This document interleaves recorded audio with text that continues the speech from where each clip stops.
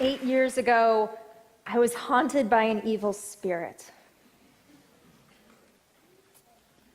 I was 25 at the time, and I was living in a tiny house behind someone else's house in Los Angeles.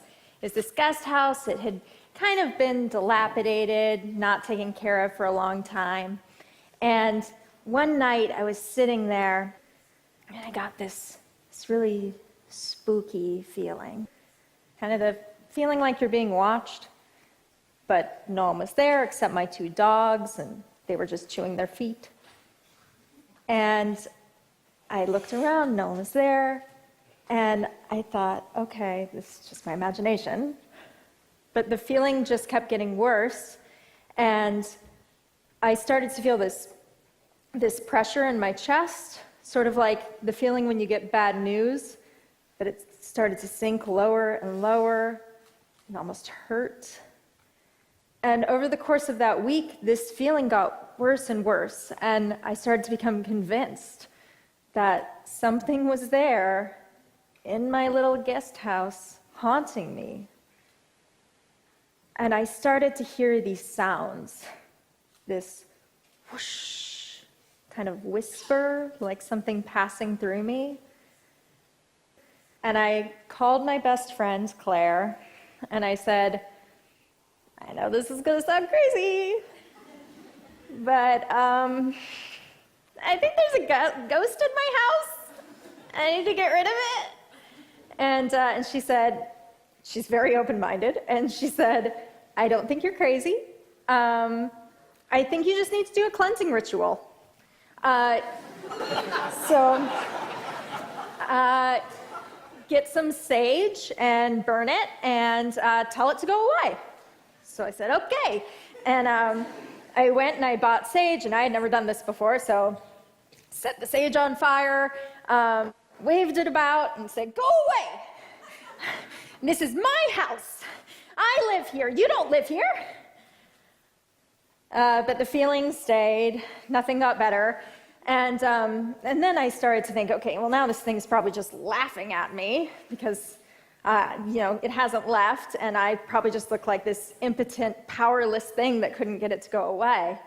And so every day I'd come home, and you guys, this feeling got so bad that, I'm laughing at it now, but I would sit there in bed, and I would cry every night. And the feeling on my chest got worse and worse. It was physically painful.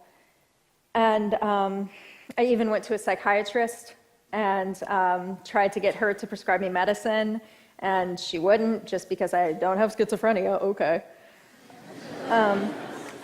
And so finally I got on the internet and I Googled hauntings. And I came upon this forum of ghost hunters, but these were a special kind of ghost hunters. They were skeptics. And so they believed that every case of ghosts that they had investigated so far had been explained away by science. And I was like, okay, smart guys, this is what's happening to me, and if you have an explanation for me, I would love to hear it. And one of them said, okay, have you heard of carbon monoxide poisoning? And I said, yeah, like gas poisoning? So carbon monoxide poisoning is when you have a gas leaking into your home. And I looked it up, and the symptoms of carbon monoxide poisoning include a pressure on your chest, auditory hallucinations, whoosh, and an unexplained feeling of dread. So that night, I called the gas company. I said, I have an emergency. Need you to come out. Don't want to get into the story now, but I need you to come out. They came out. I said, I suspect a gas leak. They brought their carbon monoxide detector, and the man said, it's a really good thing that you called us tonight, because you could have been dead very soon. 37% of Americans believe in haunted houses. And I wonder how many of them have been in one. And how many of them have been in danger? So that haunting story has led me to my job. I'm an investigator, and I'm an investigator in two senses. I'm an investigative journalist, and I'm also an investigator of the claims of the paranormal and claims of the spiritual. And that means a few things. Sometimes that means that I'm pretending to need an exorcism so that I can get, yes, that's right, so that I can go to an exorcist and see if he's using gimmicks or psychological tricks to try to convince someone that they're possessed. Sometimes that means I'm going undercover in a fringe group, which I report on for a podcast that I co-host. And I've done over 70 investigations like this with my co-host, Ross. And I would love to tell you that 9 times out of 10, science wins, it saves the day, it's all explained. That's not true. The truth is, 10 times out of 10, science wins, it saves the day.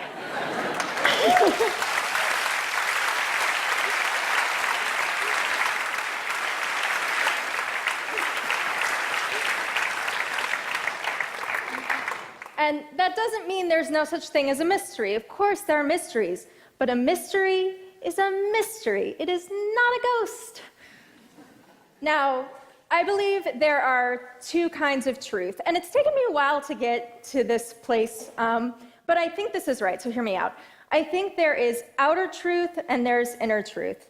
So if you say to me, there was a man named Jesus and he once existed, that's outer truth, right? We can go and we can look at the historical record, we can determine whether that seems to be true. And I would argue, it does seem to be true. If you say, Jesus rose from the dead, ooh, trickier. I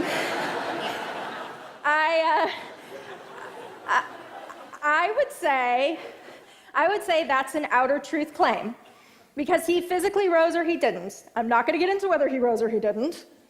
But I would say that's an outer truth claim. It happened or it didn't happen. But if you say, I don't care whether he rose from the dead, it's symbolically important to me, and that metaphor is so meaningful, so purposeful to me, and I'm not going to try to persuade you of it. Now you've moved it from outer truth to inner truth, from science to art. And I think we have a tendency to not be clear about this, to try to move our inner truths to outer truths, or to not be fair about it to each other, and when people are telling us their inner truths, to try to make them defend them by outer truth standards. So I'm talking here about outer truth, about objective things, and there was an objective reality in my haunted house, right? Now that I've told you about the gas leak, I doubt a single person here would be like, I still think there was a ghost too. Because as soon as we have these scientific explanations, we know to give up the ghost. We use these things as stopgaps for things that we can't explain. We don't believe them because of evidence, we believe them because of a lack of evidence.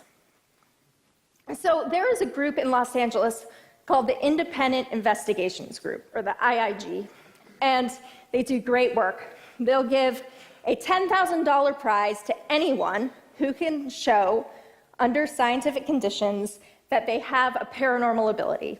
No one's done it yet, but they've had a couple of people who claim that they were clairaudience, which means that they can hear voices either from the great beyond or they can read minds. And they had one person who was very sincere, who believed that he could read minds.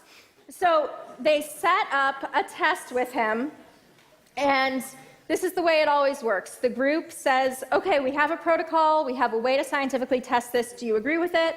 The person says yes, then they test it. It's very important that both sides agree. They did that, they tested him, and they said, okay, you know what, you weren't able to predict what Lisa was thinking outside, it matched up about the same as chance, looks like you don't have the power.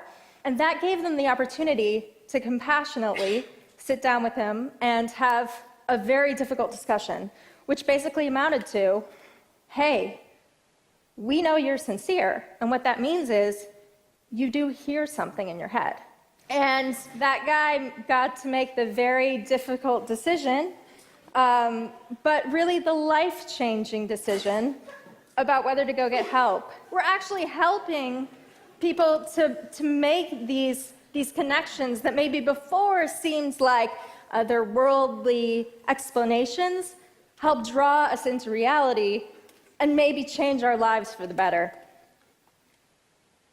Now, on the other hand, maybe one time it'll turn out to be true. Maybe we'll find out there are ghosts, and holy shit, it'll be the best thing.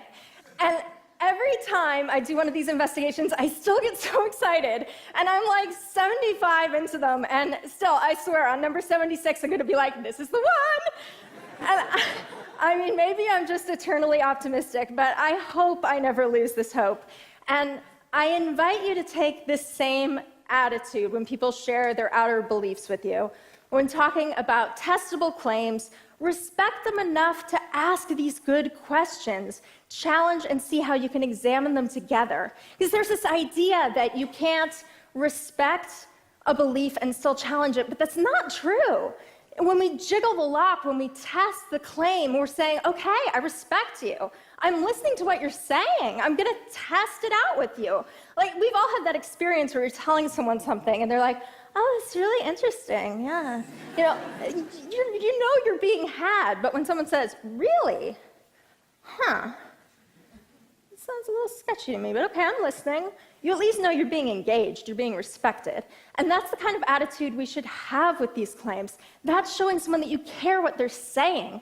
That's respect. Now, yes, most of these searches will come up empty, but that's how all of science works. Every cure for cancer so far has not panned out, but we don't stop looking and for two reasons. Because number one, the answer matters. Whether it's looking at the afterlife or the paranormal or the cure for cancer, it all amounts to the same question. How long will we be here? And two, because looking for the truth, being open-minded, and being willing to be wrong and to change your whole worldview, it is awe-inspiring. I still get excited at ghost stories every single time. I still consider that every group I join might be right, and I hope I never lose that hope. Let's all never lose that hope, because searching for what's out there helps us understand what's in here. And also, please have a carbon monoxide detector in your home. Thank you.